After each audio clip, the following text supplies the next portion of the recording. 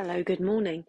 It is the 1st of April, easy one to remember, and it is the start of school holidays for me, and it is the end of a long, busy term as a head teacher, and I am completely and utterly exhausted, both mentally and physically, um,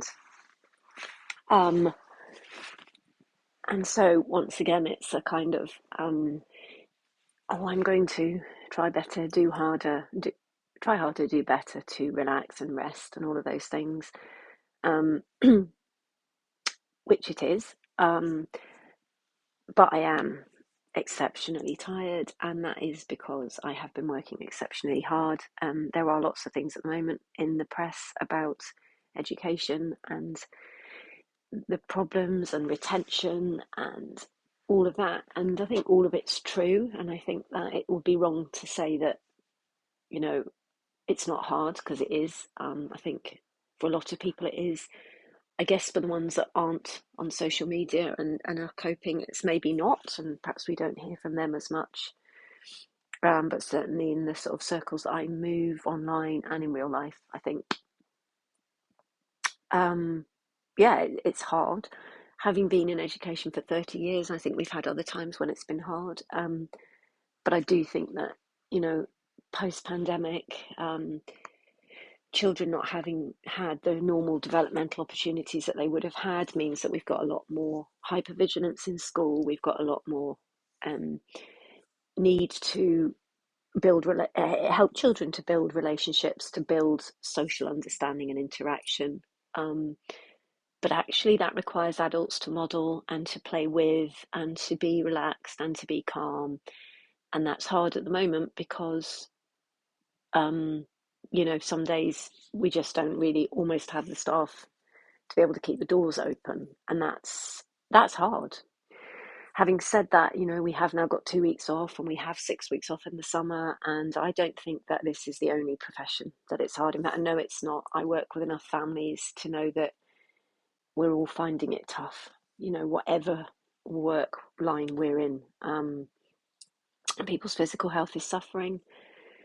I desperately don't want to be that person that works to 60 or 65 and then doesn't have a retirement. But I have to say, this week, there's been days where I've been worried about my health, my blood pressure, physical feelings, headaches, dizziness. So now I'm going to take a rest. And one good thing is that um, our authority has removed the function of being able to check our email remotely on a web browser, which was something we used to be able to do. We can't anymore. And actually, I think for me, that will be an equally good thing and bad thing, because it's sending me into a panic. Because, normally I would just scroll while I'm on the sofa and just check, is there anything I need to know for tomorrow? And my brain needs to be in control and to know what's coming next. And I'm not going to be able to do that. But actually, that's probably a good thing as well, because it means that that boundary of that kind of constant drip feed of work that I get by checking my email, it will mean that actually, yeah, I'll have to sit down and log on to a computer, and maybe doing that will enable me to be more boundaried and defined in my thinking about work. When I did the a leadership, Argyle and Butte manager training course a while back, I remember people saying things like, when I shut my laptop at 5, that's then I walk away. And I said, but what about your internal laptop? What about your internal office that's in your brain that doesn't, you can't shut the lid? And everyone was a bit like, what do you mean? And I thought, oh, that I think that's an ADHD thing. No, it is an ADHD thing, that inability to not to hyper focus on work. So is that I need to feel less tired in order to enjoy things, in order not to feel, that slight sense of lack of energy, well, that huge sense of lack of energy for anything. So I need to work on that. I need to work on my ventral vagus nerve, which is the one that kind of keeps you balanced and regulated, and it's the longest nerve in the body, and it kind of connects all the things, all your major organs and your brain, and it's the thing that really keeps you feeling regulated and well. And the things that help with that are breathing, cold water, music, singing, being physical, doing physical things, connecting with people. Those are the things that I know I need to do, and that's what I'm going to do. Um, and resting's the hardest one. I woke up this morning and I was lying in bed and thinking I don't really want to go out for a walk or a run, but then the other part of me was going, yeah, but you have to, otherwise you have to. So I did.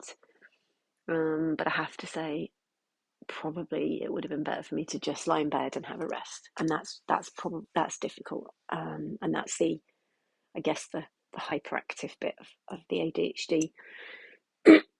So it's trying to keep a balance and to do what's right for me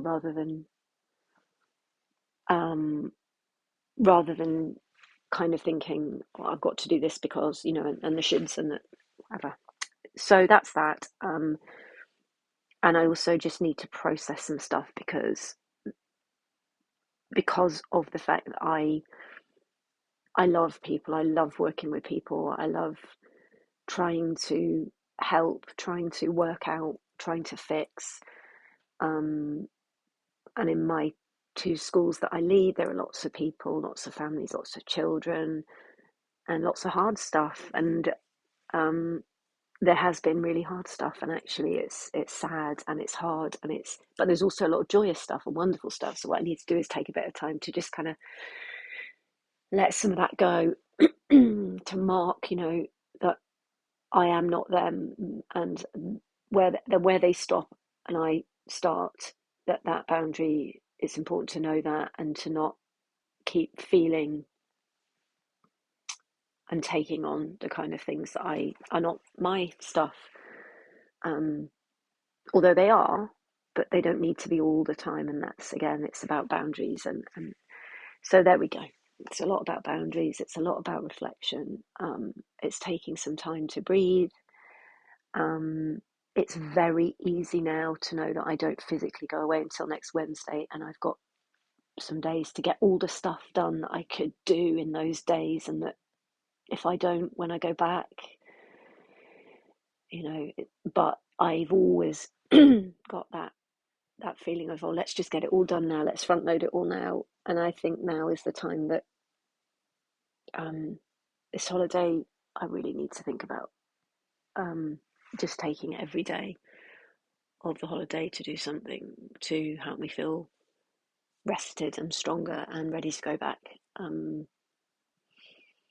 Yeah, so that's that. And I love Easter. I love this holiday. It's the one often where I make kind of decisions 10 years ago, 10 years ago probably, to the day I decided that we were going to move away from, well, we decided we were going to move away from Uist. I started applying for jobs, and then 10 years ago in November we moved here, so we've been here for nearly 10 years, which is significant.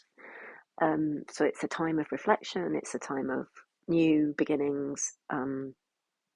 Yeah, teaching RE, whether you believe in a God, whether you have faith, whatever religion you look at, is about this time of year being about new beginnings and stopping and reflecting. And also I've been teaching all about Ramadan again. I love it because it's just that whole idea of a month where you stop and you reflect and you think about what matters. So yeah, all that going on around as well, which is good. Okay, that's it. Nearly 10 minutes, nearly 10 years. Yeah, I like a round number. I like a 10. So maybe I'll eat 10 Easter eggs. And oh, look at this. Just happens to be sitting next to me. Yeah, there we go. Stay well, stay safe, find things you love to do.